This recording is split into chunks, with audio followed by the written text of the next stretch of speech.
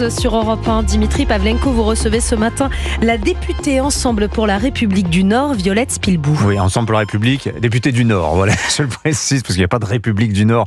Bonjour Violette Spilbou. Bonjour Dimitri. Bienvenue sur Europe 1 cet après-midi, 16h. Vous voterez pour ou contre la motion de censure déposée par le nouveau Front Populaire visant le gouvernement de Michel Barnier, après son recours lundi à l'article 49.3 sur le budget de la sécurité sociale. Bon, il n'y a pas tellement de suspense, j'imagine que vous voterez contre.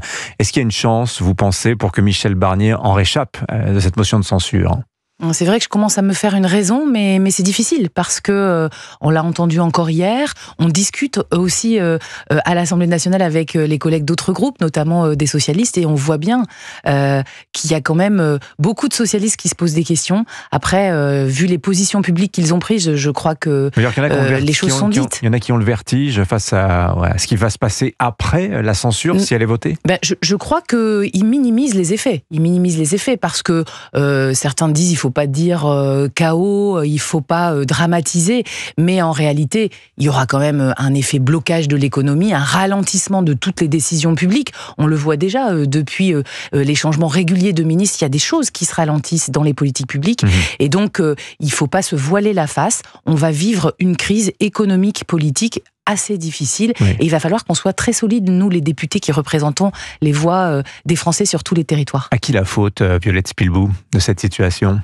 Moi, je ne suis pas à regarder trop vers le passé, parce que sinon on passe son temps à se disputer, se chamailler au règlement de compte. Et c'est ce paysage de règlement de compte que les Français déplorent quand ils voient les insultes à l'Assemblée nationale, les blocages par tous les moyens possibles des décisions sur les propositions de loi. Ce qu'ils ont envie de voir, c'est une France qui avance, une France qui est apaisée, qui est stable. On en est loin aujourd'hui. Donc, il y a ce qui va se passer aujourd'hui, et puis il va falloir qu'on sache se parler avec les autres groupes politiques pour l'avenir. Alors, j'apprécie la modération que vous mettez dans vos propos, Violette Spilbou. Ce n'est pas le cas de tous vos collègues à l'Assemblée nationale. Certains, notamment du côté des macronistes, disent mais c'est la faute de Marine Le Pen. C'est le Rassemblement national qui va créer le désordre en votant cette motion de censure. Seulement, il se trouve que 60% des électeurs du RN sont plutôt favorables à cette idée d'une chute de Michel Barnier. Je crois que les Français, ils ont un message de colère à travers cela. Ils veulent plus de justice sociale. Ils l'ont exprimé d'ailleurs dans les débats pendant un mois sur le budget, où on a par exemple décidé d'augmenter les impôts sur les plus riches, d'augmenter les impôts sur les entreprises qui font beaucoup de bénéfices. Donc il y avait quand même un message extrêmement clair. Après, je crois que les responsables politiques, que sont les députés de chacun des groupes, sont effectivement à un moment important où eux doivent savoir que la décision de voter pour une motion de censure aura des conséquences graves pour la France, pour les investisseurs qui veulent investir en France, pour ceux qui veulent faire des emprunts parce que les taux vont augmenter, pour les personnes qui cherchent de l'emploi, des personnes qui sont aujourd'hui au chômage, qui cherchent dans l'emploi, ils voient déjà les effets de la crise politique sur le blocage des recrutements. Michel Barnier ou le chaos, j'entends bien, mais malgré tout, il était en situation de faiblesse politique. Le Premier ministre, s'il tombe, ça va être encore pire. Qu'est-ce qu'on fait ? On ne va pas rester pendant des mois dans cette situation de grande faiblesse politique. Est-ce que c'est à Emmanuel Macron de prendre une décision ? Violette Spilbou, vous entendez ? Ça sera Emmanuel Macron de nommer un nouveau Premier ministre qui puisse aller encore plus loin dans le dialogue, le respect, l'écoute.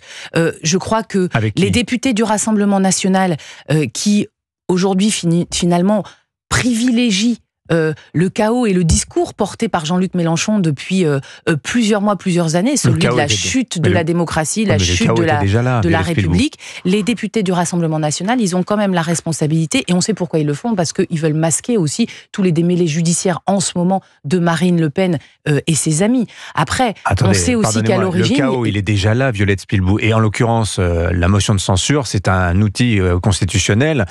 Tout ce qu'il y a de plus légal et normal, il n'y a pas de problème. C'est comme le recours Vous savez, ils ont quand même obtenu un certain nombre de revendications. Certains d'ailleurs critiquent Michel Barnier pour cela. Quand on voit finalement le prix de l'électricité qui est maintenu, qui n'est pas augmenté, quand on voit les sujets aussi liés aux allègements de charges, à tous ces sujets-là, il y a eu beaucoup d'avancées dans ce budget. Après, on peut chercher les responsabilités, mais c'est aujourd'hui que la décision doit être prise. Et moi, je le redis, on a besoin de stabilité. On a un groupe, nous, le groupe présidé par Gabriel Attal, qui certes, à certains moments, a montré les muscles et a voulu aussi porter ses propres Un conditions, peu savonner mais la qui à planche du chaque Premier moment ministre décisif, aussi. Hein. à chaque moment décisif, a Oui. été au rendez-vous, notamment à la commission mixte paritaire sur le budget de la sécurité sociale. Je vous lis ce que dit ce matin un patron dans les colonnes du Figaro. Ce matin, Violette Spilbou, j'ai trouvé la formule assez intéressante. Il parle de la dissolution du 9 juin derrière, un peu comme le péché originel de la situation actuelle de la part d'Emmanuel Macron. Et il dit, cette dissolution, c'était un peu comme le coup de tête de Zidane en finale de la Coupe du Monde face à l'Italie. Espèce de coup de folie totalement inattendu et qui met un petit peu, qui fait dérailler la mécanique, Violette Spilbou. Il a raison sur une chose, c'est que ni les Français ni les députés qui ont subi cette dissolution n'en sont satisfaits. On voit où on est aujourd'hui. Oui. Mais moi, je veux voir vers l'avenir. Moi, je porte un message, par exemple, à Lille, dans ma circonscription, les acteurs du logement me disent, ça fait 3 fois qu'on change de ministre sur le logement. On a plein de propositions sur la table pour relancer les investissements dans le logement. On sait toutes les personnes qui attendent un logement social, un logement en accession à la propriété, les classes moyennes. Et tout ça, aujourd'hui, c'est bloqué par la crise politique et financière. Et vous dites pas, pareil pour les sujets de recherche et d'innovation. Vous ne vous dites pas finalement que la seule moyen d'en sortir véritablement, c'est une démission du président de la République? Moi, je crois que le seul moyen d'en sortir, c'est d'avoir des députés qui ne jouent pas des rôles en perspective de 2027, mais qui sont aux responsabilités aujourd'hui.